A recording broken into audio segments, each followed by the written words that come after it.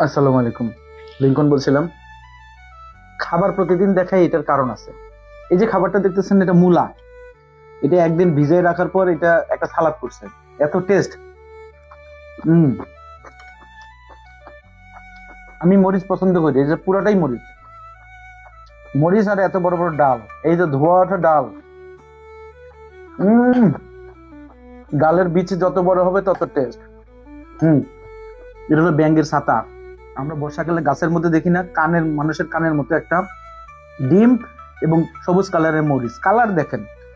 গরু মাংস, আবার সেই ব্যাঙের ছাতা। হম। দেখি, কস কস সাউন্ড হচ্ছে। সাথে আছে বাদাম। ভাজা বাদাম খাইলে আপনার আর ভাতের ক্ষুধা লাগবে না। আর ভাতের ক্ষুধা না লাগলে আপনি চিকন হয়ে যাবেন, শরীর স্বাস্থ্য ঠিক থাকবে। ধন্যবাদ।